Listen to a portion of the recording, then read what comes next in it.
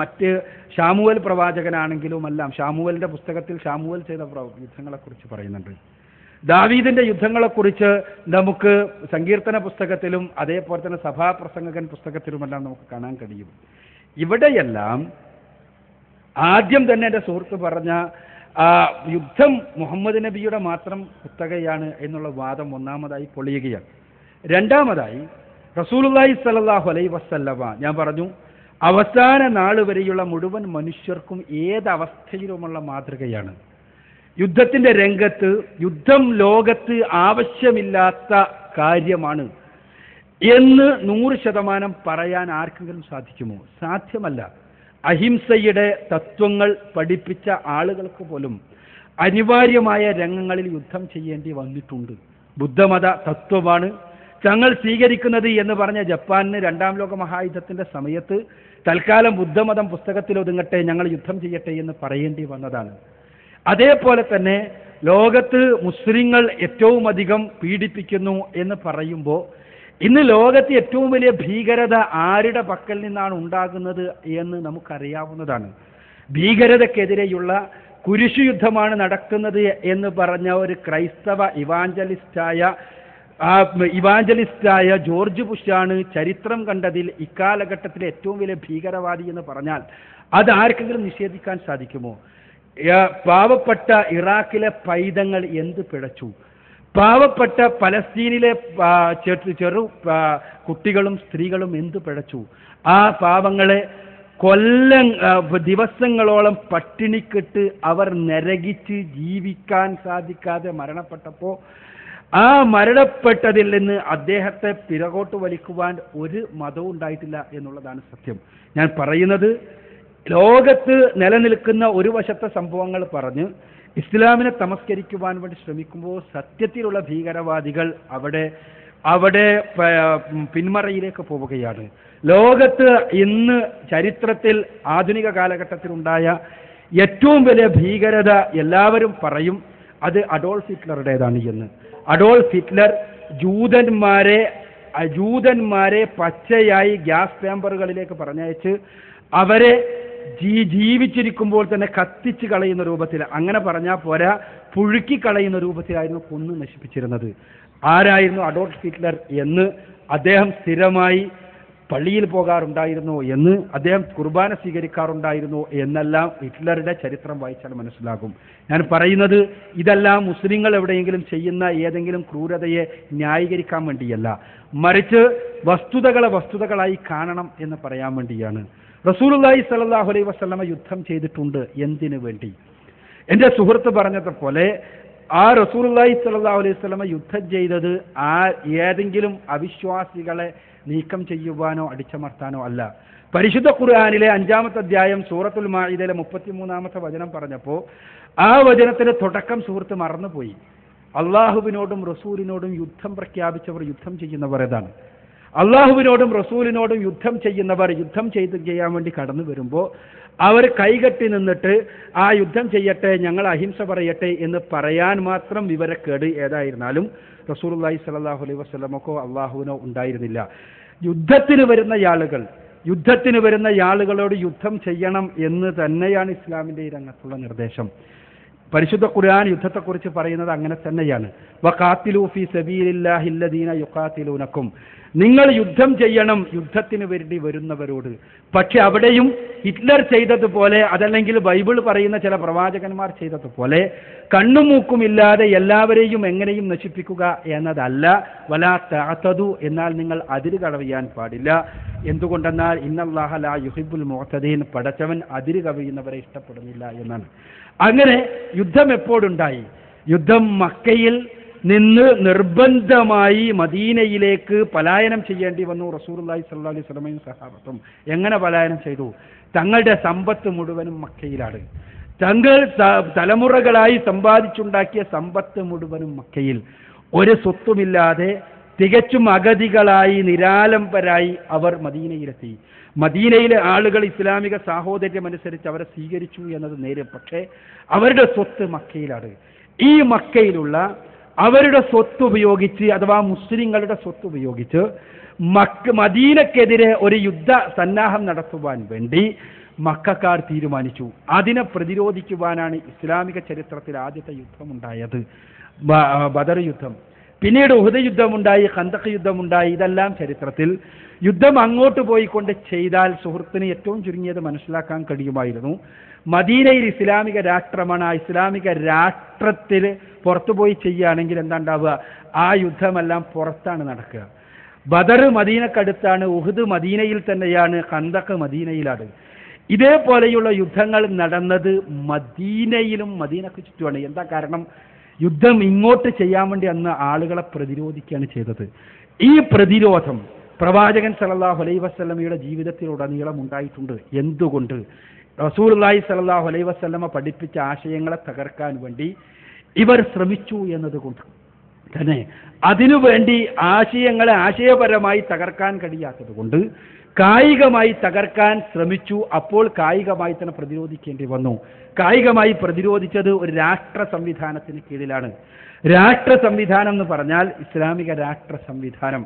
ആ ഇസ്ലാമിക രാഷ്ട്ര സംവിധാനത്തിന്റെ നേതൃത്വം എന്നുള്ള നിലക്ക് റസൂലുള്ളാഹി സ്വല്ലല്ലാഹു അലൈഹി വസല്ലമക്ക് രാജ്യത്തോട് യുദ്ധം ചെയ്യാൻ വേണ്ടി കടന്നു വരുമ്പോൾ ആ യുദ്ധത്തിന് പകരം യുദ്ധം ചെയ്യൽ നിർബന്ധമായി വരുന്നു.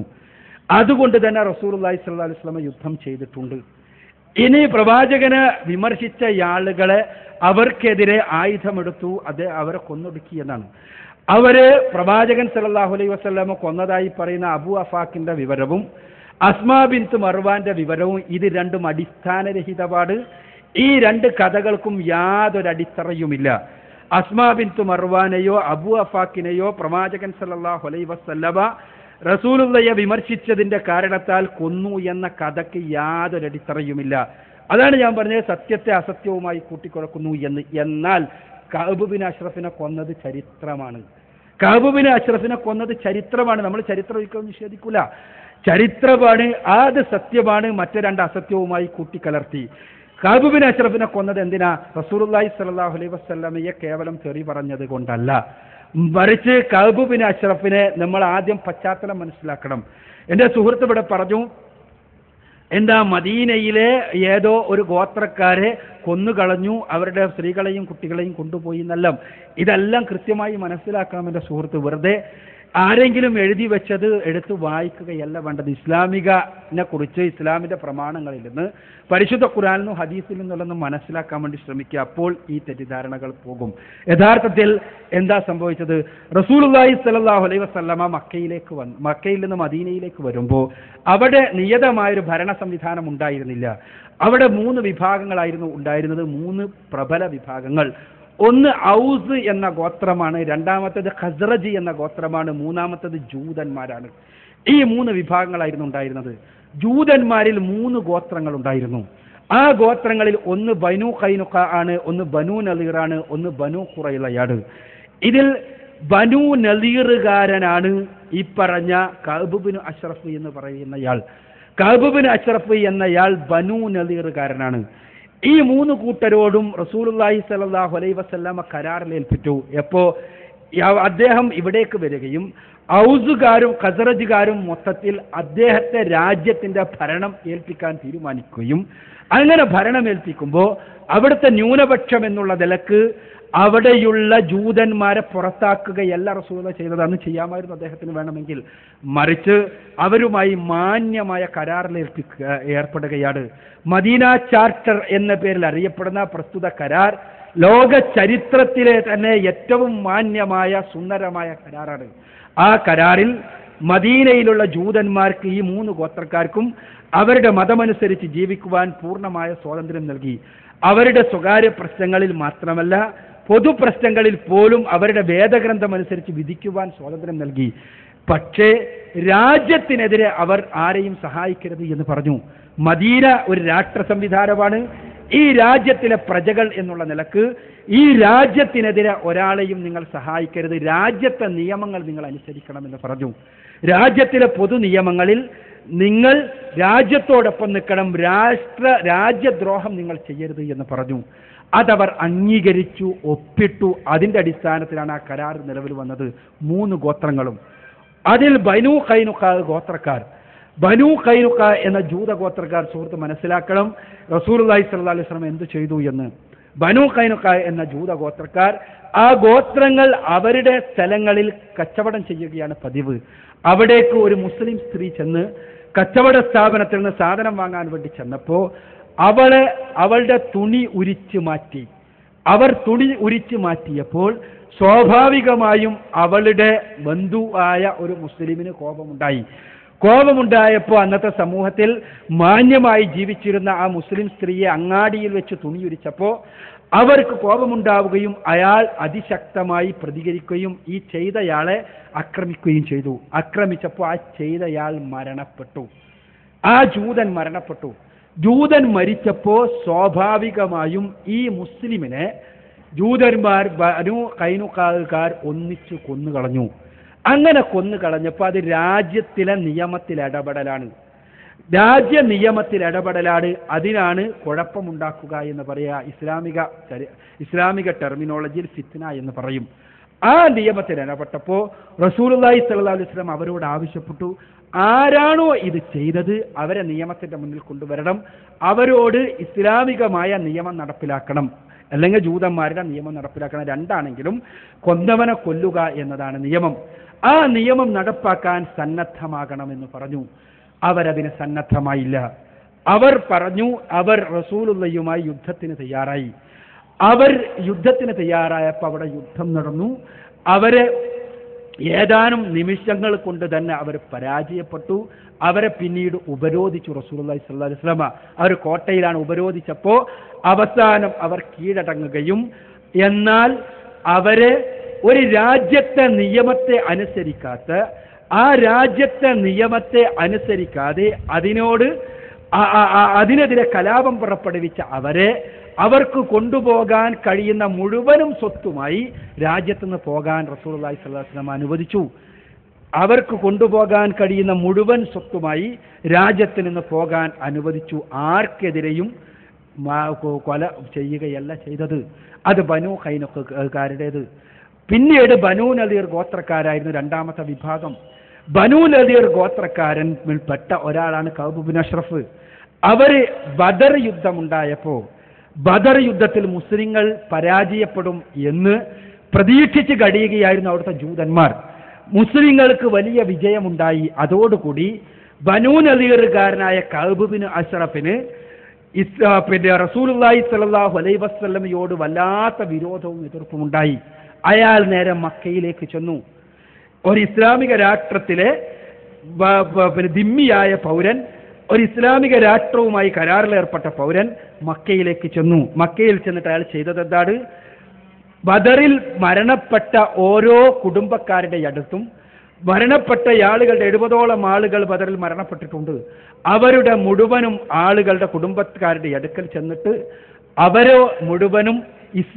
അവരോട് അദ്ദേഹം കവിത പാടി. അദ്ദേഹം നല്ല കവിയായിരുന്നു. കവിത പാടി, നിങ്ങളിൽ ഒരു ആൺകുട്ടിയുമില്ലേ മുഹമ്മദിന്റെ തലയെടുത്തുകൊണ്ട് ഇതിന് പ്രതികാരം ചെയ്യുവാൻ? ഇതിൽ നിങ്ങൾ എന്താണൊന്നും ചെയ്യാത്തത് എന്ന് ചോദിച്ചുകൊണ്ട് മക്കക്കാരായ ആളുകളെ ഇസ്ലാമിക രാഷ്ട്രത്തിനെതിരെ കലാപം ചെയ്യുവാൻ പ്രചോദിപ്പിച്ച് കവിതയുണ്ടാക്കി. അവരെ അങ്ങനെ പ്രചോദിപ്പിച്ച് കവിതയുണ്ടാക്കി പാടുകയും അങ്ങനെ അവരെ കലാപകാരികളാക്കുകയും ചെയ്ത് അയാൾ തിരിച്ചു വന്നു. തിരിച്ചു വന്നതിന് ശേഷം അയാൾ വെറുതെ ഇരുന്നില്ല. അയാൾ മുസ്ലിങ്ങളായ വനിതകളെക്കുറിച്ച്, സ്ത്രീകളെക്കുറിച്ച് മ്ലേച്ഛമായ പാട്ടുകൾ ഉണ്ടാക്കിയിട്ട് പാടി ആളുകളെ പ്രചോദിപ്പിച്ചു കൊണ്ടിരുന്നു. ഇത് രണ്ടുമായപ്പോൾ ഇസ്ലാമിക രാഷ്ട്രത്തിനെതിരെ കലാപത്തിന് ആഹ്വാനം ചെയ്യുന്ന ഒരാൾ എന്നുള്ള നിലക്ക്, ഒരു രാജ്യവുമായി കരാറിൽ ഏർപ്പെട്ട വ്യക്തി എന്നുള്ള നിലക്ക് അയാൾക്കെതിരെ നടപടിയുണ്ടാകേണ്ടത് അനിവാര്യമാണ്. അയാൾക്കെതിരെ നടപടിയുണ്ടാകണം എന്ന് പ്രവാചകൻ സല്ലല്ലാഹു അലൈഹി വസല്ലം തീരുമാനിച്ചു.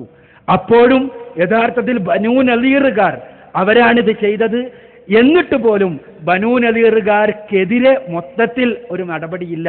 ബനൂ നദീറുകാരിൽ ആരാണോ ഇത് ചെയ്തത് അയാൾക്കെതിരെ മാത്രം നടപടി. അതിന് റസൂലുള്ളാഹി സ്വല്ലല്ലാഹു അലൈഹി വസല്ലം സഹാബിമാരോട് പറഞ്ഞു, നിങ്ങളിൽ ആരാണ് അയാളെ പുറത്തു കൊണ്ടുവന്ന് അയാൾ രാജ്യത്തിനെതിരെ കലാപമുണ്ടാക്കിയ ആളാണ്, അയാളെ കൊന്നുകളയുക എന്ന്. അത് മുഹമ്മദ് ഇബ്നു മസ്ലമ എന്ന് പറയുന്ന ഒരു സഹാബി വളരെ സമർത്ഥമായി പ്രവാചകൻ സല്ലല്ലാഹു അലൈഹി വസല്ലമയുടെ നിർദ്ദേശം നടപ്പാക്കി. അത് ഒരു രാജ്യം ചെയ്യുന്ന കാര്യമാണ്, ഒരു രാഷ്ട്ര സംവിധാനത്തിന് ചെയ്യേണ്ടി വരുന്ന കാര്യമാണ്. ഇനി ബനൂ നദീറുകാർ പിന്നെ ചെയ്തത് എന്താണ്? ബനൂ നദീറുകാരും ഇതേ പാത പിന്തുടർന്നു. ഒരു ബനൂ നദീറുകാർ പ്രവാചകനുമായി ഒരു സഖ്യത്തിന് തയ്യാറാണ് എന്ന് പറഞ്ഞ് അദ്ദേഹവുമായി സംസാരിക്കുവാൻ സന്നദ്ധമാണ് എന്ന് പറഞ്ഞിട്ട് അവരുടെ കോട്ടയിലേക്ക് മുഹമ്മദ് നബിയെ വരുത്തി. അവരുടെ കോട്ടയിലേക്ക് മുഹമ്മദ് നബിയെ വരുത്തിയിട്ട് അവർ വളരെ സമർത്ഥമായി കോട്ടക്ക് മുകളിൽ നിന്ന് പ്രവാചകൻ സല്ലല്ലാഹു അലൈഹി വസല്ലമയുടെ തലയിലേക്ക് വലിയൊരു കല്ല് ഉരുട്ടിയിട്ട് അദ്ദേഹത്തെ കൊല്ലാനുള്ള പദ്ധതിയായിരുന്നു. അള്ളാഹുവിന്റെ അനുഗ്രഹത്താൽ ആ പദ്ധതി പൊളിഞ്ഞു. അത് പൊളിഞ്ഞപ്പോൾ തീർച്ചയായും ഒരു രാഷ്ട്ര നേതാവിനെ കൊല്ലുവാൻ ഗൂഢാലോചന നടത്തിയൊരു ഗോത്രം എന്നുള്ള നിലക്ക് ആ ഗോത്രം നേരത്തെ തന്നെ ഇസ്ലാമിക രാഷ്ട്രവുമായി കരാറിലേർപ്പെട്ടവരാണ്. അതുകൊണ്ട് തന്നെ ഇനി അവരെ നിലനിർത്താൻ ഇനി നിർവാഹമില്ല എന്ന് മനസ്സിലാക്കിയതിൻ്റെ അടിസ്ഥാനത്തിൽ പ്രവാചകൻ സല്ലല്ലാഹു അലൈഹി വസല്ലമ അവരെയും നാട്ടു വിട്ടു പോകാൻ ആവശ്യപ്പെട്ടു. അവർ പിടിച്ചു നിൽക്കാൻ ശ്രമിച്ചു, ഉപരോധിച്ചു. ആ ഉപരോധത്തിൽ അവർ പരാജയപ്പെട്ടു. അവർക്കും ഓരോ ഒട്ടകത്തിന് കൊണ്ടുപോകാൻ കഴിയുന്ന ഓരോ കുടുംബത്തിനും അവരുടെ ഒട്ടകങ്ങൾക്ക് കൊണ്ടുപോകാൻ കഴിയുന്ന മുഴുവൻ സമ്പത്തുമായി നാടുവിടുവാനാണ് റസൂലുള്ളാഹി സ്വല്ലല്ലാഹു അലൈഹി വസല്ലം പറഞ്ഞത്. ഈ രണ്ട് അനുഭവങ്ങളുടെ വെളിച്ചത്തിൽ ആ അനുഭവങ്ങൾ കൂടി ഉണ്ടായതുകൊണ്ട് മൂന്നാമത്തെ വിഭാഗമായ ബനൂ ഖുറൈളക്കാരുമായി പ്രവാചകൻ സല്ലല്ലാഹു അലൈഹി വസല്ലമ വീണ്ടും ഒരു കരാറിൽ ഏർപ്പെട്ടു. എന്താണ്? ബൗദ്ധന്മാർ ഒരു ഗോത്രം മാത്രമേ ബാക്കിയുള്ളൂ. ആ മറ്റു രണ്ടു കൂട്ടരും രാജ്യദ്രോഹം ചെയ്തിട്ട് രാജ്യത്തിന് പുറത്താക്കപ്പെട്ടവരാണ്. അപ്പോൾ വേണമെങ്കിൽ ഇവർ വളരെ ന്യൂനപക്ഷപാട്, അവരെ ഇനി പുറത്താക്കാനൊരു ബുദ്ധിമുട്ടില്ല എന്ന് വിചാരിക്കാനോ അവരെ കൊന്നുകളയാനോ എല്ലാം പ്രവാചകന് കഴിയുമായിരുന്നു. പക്ഷേ അവരുമായി വീണ്ടും കരാറുണ്ടാക്കുക ചെയ്തത്. എന്തായിരുന്നു കരാറിൽ? ഒന്നുകൂടി ഉറപ്പിച്ചു പറഞ്ഞു, യുദ്ധമുണ്ടാകുമ്പോൾ ശത്രുക്കളെ സഹായിക്കരുത് എന്ന്. എന്നാൽ മക്കയിലെ മുശ്രിക്കുകൾ സഖ്യകക്ഷികളുമായി എല്ലാവരെയും കൂടി കൂട്ടി 10,000-ഓളം വരുന്നൊരു വലിയ സൈന്യവുമായി മദീനയെ വളഞ്ഞു. അഹ്സാബ് യുദ്ധം എന്നറിയപ്പെടുന്ന യുദ്ധം. ആ മദീനയെ ആക്രമിക്കാൻ വരുന്നുണ്ട് എന്ന് പറഞ്ഞ സമയത്ത് മദീനയിൽ ഉണ്ടായിരുന്ന മുസ്ലിങ്ങൾക്ക് ഇത്ര വലിയൊരു സൈന്യത്തെ നേരിടാൻ കഴിയില്ല എന്ന് മനസ്സിലായതിൻ്റെ അടിസ്ഥാനത്തിൽ ഒരു പുതിയ യുദ്ധതന്ത്രം പ്രവാചകൻ സല്ലല്ലാഹു അലൈഹി വസല്ലമ സഹാബിയായിരുന്ന സൽമാനുൽ ഫാരിസി റളിയല്ലാഹു അൻഹുവിന്റെ നിർദ്ദേശപ്രകാരം ഉണ്ടാക്കി. അത് മദീനക്ക് ചുറ്റും ഒരു കിടങ്ങ് കുടിക്കുക എന്നതാണ്. അതുകൊണ്ട് ഇത് കിടങ്ങ് യുദ്ധം എന്നറിയപ്പെടുന്നു. ഖന്തഖ് യുദ്ധം. മദീനക്ക് ചുറ്റും ദിവസങ്ങളോളം ആഴ്ചകളോളം നീണ്ടുനിന്ന പട്ടിണി കിടന്നുകൊണ്ടുള്ള പ്രവാചകനും സഹാബിമാനും കിടങ്ങു കുടിച്ചു കഴിഞ്ഞാൽ മദീനയിലേക്ക് ചാടി വരാൻ സാധ്യമല്ല. മദീനക്കകത്തേക്ക് ശത്രുക്കൾക്ക് പ്രവേശിക്കാൻ കഴിയില്ല. അങ്ങനെ കിടങ്ങ് കുടിച്ചു. ഈ കിടങ്ങിനാൽ മദീനയെ സംരക്ഷിച്ചു നിർത്തി. കിടങ്ങില്ലാത്ത സ്ഥലങ്ങളിൽ ഉണ്ടായിരുന്നത് ഈ ഗോത്രക്കാരുടെ അഥവാ ബനൂ ഖുറൈളക്കാരുടെ കോട്ടയാണ്. അവരുമായി നല്ല കരാറുണ്ട് താനും. അവരൊരിക്കലും തെറ്റിക്കാത്ത രൂപത്തിലുള്ള കരാർ. പക്ഷേ ഈ യുദ്ധത്തിൽ അവർ വന്നു. മക്കാ മുശ്രിക്കുകളും അവരുടെ സഖ്യകക്ഷികളും 10,000-ഓളം വരുന്ന ആളുകൾ കുതിരപ്പടയടക്കമുള്ള അന്നത്തെ ആധുനികമായ സംവിധാനങ്ങളുമായി അവർ മദീനയെ ഇന്നോടുകൂടി നശിപ്പിക്കാം എന്ന് വിചാരിച്ചു കൊണ്ട് വന്നു. ഈ സമയത്ത് അവർക്ക് മുന്നിലെ കിടങ്ങ് കണ്ട് അവരാകെ അന്തം വിട്ടു. എന്ത് ചെയ്യണമെന്നറിയാതെ ആ കിടങ്ങ് ചാടിക്കടക്കാൻ കുതിരകൾക്ക് കഴിയില്ലായിരുന്നു. ആ കിടങ്ങ് ചാടിക്കടക്കാൻ ഒട്ടകങ്ങൾക്ക് സാധ്യമല്ലായിരുന്നു. അതുകൊണ്ട് തന്നെ കിടങ്ങിന്റെ മുന്നിൽ അവർ നിന്നു. ഈ സമയത്ത് മുമ്പ് നാടുകടത്തപ്പെട്ട ബനൂ നദീറുകാരിൽപ്പെട്ട ചില ആളുകളെ മക്കാ മുശ്രിക്കുകൾ സ്വാധീനിച്ചിട്ട് ബനൂ നദീറുകാർ ബനൂ ഖുറൈളക്കാരെ പോയി കാണുകയും ബനൂ ഖുറൈളക്കാർ തീരുമാനിക്കുകയും ചെയ്തു. ബനൂ ഖുറൈളക്കാരുടെ കോട്ട മുശ്രിക്കുകൾക്ക് തുറന്നു കൊടുക്കാം. ബനൂ ഖുറൈളക്കാരുടെ കോട്ട തുറന്നു കൊടുത്തു കഴിഞ്ഞാൽ മദീനയിലേക്ക് പ്രവേശിച്ചു കഴിഞ്ഞാൽ അവിടെ പിന്നെ ഒരാളും അവശേഷിക്കാത്ത വിധം മദീനയെ മുഴുവനും നശിപ്പിക്കുവാൻ തക്ക സംവിധാനങ്ങളുമായിട്ടാണ് വന്നിട്ടുള്ളത്. പരിശുദ്ധ ഖുർആൻ പറയുന്നത് ഈ സന്ദർഭത്തിൽ പ്രവാചകൻ സല്ലല്ലാഹു അലൈഹി വസല്ലമയുടെ കണ്ണുകൾ തൊണ്ടക്കുഴിയിലേക്ക് ഇറങ്ങി എന്നാണ്. ആ സമയത്ത് അവരുമായി പ്രവാചകൻ സല്ലല്ലാഹു അലൈഹി വസല്ലമ കരാറിന് പോലും സന്നദ്ധമായി. ആരുമായി? ബനൂ ഖുറൈളക്കാരുമായി. മദീനയിലെ മൊത്തം സ്വത്തിന്റെ പകുതി അവർക്ക് നൽകാം എന്ന് പറഞ്ഞുകൊണ്ടുള്ള ഒരു കരാറിന് വരെ സന്നദ്ധമായപ്പോൾ ബനൂ ഖുറൈളക്കാരുടെ സ്വപ്നം ഇതോടുകൂടി ഈ മുഹമ്മദിന്റെ ശല്യം അവസാനിച്ചു. ഇനി ഇവിടുത്തെ മദീനയിൽ ഞങ്ങൾ തന്നെയാണ്, ഇവിടുന്ന് പോയ ബാക്കിയുള്ളവരെയും കൂടി കൂട്ടി ഞങ്ങളുടെ ഒരു രാജ്യമായി മദീനയെ മാറ്റാം എന്ന് വിചാരിച്ചിട്ട് ആ നിർദ്ദേശമടക്കം അവർ തള്ളിക്കളഞ്ഞു. ഈ സമയത്ത് അവരിതാ കോട്ട തുറന്നു കൊടുക്കാൻ പോകുന്നു. ആ കോട്ടയിലൂടെ മുസ്ലിം സൈന്യം ഇതാ മദീനയിലേക്ക് കടക്കാൻ പോകുന്നു. ഈ സമയത്ത് മുസ്ലിങ്ങളിൽപ്പെട്ട ചില യുദ്ധതന്ത്രജ്ഞന്മാരുടെ ചില തന്ത്രങ്ങൾ, ആ തന്ത്രങ്ങൾ വളരെ സമർത്ഥമായി ഈ ബനൂ ഖുറൈളക്കാരെയും മക്കാ മുശ്രിക്കുകാരെയും പരസ്പരം സംശയിപ്പിക്കുന്നവരാക്കി തീർത്തു. ആ സമയത്ത് വമ്പിച്ച മഴ പെയ്തു, കാറ്റടിച്ചു. അതോടുകൂടി കുതിരകൾ പിന്നോട്ടോടി. ആ മക്കാ മുശ്രിക്കുകളെ സംബന്ധിച്ചിടത്തോളം മദീനയിലെ മഹാതണുപ്പ് സഹിക്കാൻ പറ്റാത്ത തരത്തിലായി. അതോടുകൂടി അവർ പിന്തിരിഞ്ഞോടേണ്ടി വന്നു. പിന്തിരിഞ്ഞോടിയപ്പോൾ അവിടെ എന്താണ് ഉണ്ടായത്? ഈ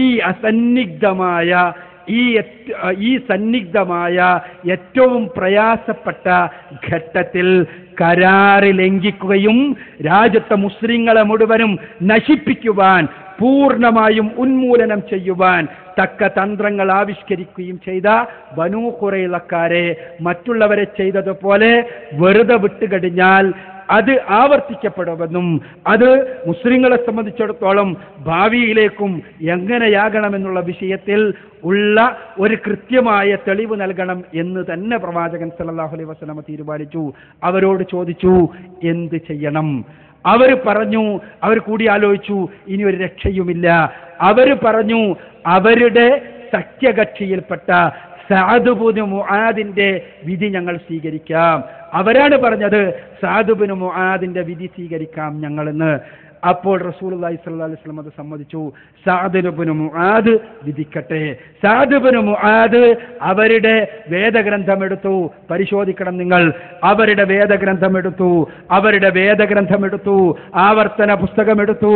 ആവർത്തന പുസ്തകത്തിലെ 27-ാമത്തെ അധ്യായം എടുത്തു. 27-ാം അധ്യായത്തിലെ 7 മുതൽ 14 വരെയുള്ള വചനങ്ങൾ എടുത്തു. അവിടെയുണ്ട് എങ്ങനെയാകണം യുദ്ധത്തിൽ ഒരു വിഭാഗം പരാജയപ്പെടുത്തപ്പെട്ടാൽ എന്ത് ചെയ്യണം എന്ന വിധിയുണ്ട്. അദ്ദേഹം പറഞ്ഞു, ഇതാ അവരുടെ വേദഗ്രന്ഥത്തിലെ വിധി നടപ്പാക്കുക എന്ന്. ആ വിധി എന്താ? വിധി ആ യുദ്ധത്തിന് തയ്യാറായ ആളുകളെ കൊല്ലുക എന്നതാണ്. അത് അവരുടെ വേദഗ്രന്ഥത്തിലെ വിധിയാണ്. അവരുടെ സ്ത്രീകളെയും കുട്ടികളെയും ബന്ദികളായി പിടിക്കുക എന്നതാണ്. ഇങ്ങനെ വളരെ സന്നിഗ്ധമായൊരു ഘട്ടത്തിൽ ഇസ്ലാമിക രാഷ്ട്രത്തെ തകർക്കാൻ കൂട്ടുനിന്ന, അതിന് എല്ലാ സംവിധാനങ്ങളും ചെയ്യുകയും അള്ളാഹുവിന്റെ അനുഗ്രഹത്താൽ മാത്രം രക്ഷപ്പെടുകയും ചെയ്തപ്പോൾ അവരുടെ വേദഗ്രന്ഥം അനുസരിച്ച് അവർക്കെതിരെ വിധി നടപ്പാക്കിയത് പ്രവാചകൻ സല്ലല്ലാഹു അലൈഹി വസല്ലമയുടെ ക്രൂരതയായി തീരുന്നത് എങ്ങനെയാണ് എന്നെന്റെ സുഹൃത്തൊന്ന് ചിന്തിക്കണം. റസൂലുള്ളാഹി സ്വല്ലല്ലാഹു അലൈഹി വസല്ലമ സ്വന്തമായി വിധി നടപ്പാക്കാൻ കഴിയുന്ന സമയത്ത് ചരിത്ര ഗ്രന്ഥങ്ങൾ എടുത്തു നോക്കിക്കൂടെ? ഏതെങ്കിലും ക്രിസ്ത്യാനികളെ ഏതെങ്കിലും എടുത്തു നോക്കിക്കൂടെ? ഇസ്ലാമിന്റെ വെറും വിമർശകർ മാത്രം സന്ദർഭങ്ങളിൽ അടർത്തിയെടുത്ത് എഴുതിയത് തന്നെ നോക്കണോ?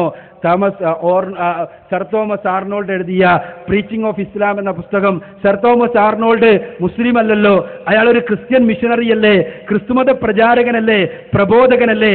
പക്ഷേ താൻ പഠിച്ച വിഷയങ്ങളിൽ സത്യസന്ധതയുണ്ടാകണമെന്ന് ആഗ്രഹിച്ച അദ്ദേഹം എഴുതിയ പ്രീച്ചിങ് ഓഫ് ഇസ്ലാമിൽ പ്രവാചകൻ സല്ലല്ലാഹു അലൈഹി വസല്ലമ അദ്ദേഹത്തിന്റെ മക്കാ വിജയത്തിന്റെ സമയത്ത് നടത്തിയ ആ അത്യുജ്വലമായ മാപ്പ് കൊടുക്കലിനെ കുറിച്ച് ചരിത്രത്തിൽ അതുല്യമായ സംഭവമെന്ന് സർ തോമസ് ആർണോൾഡ് എഴുതുമ്പോൾ അതെന്തേ എൻ്റെ സുഹൃത്ത് കാണാതെ പോയത്?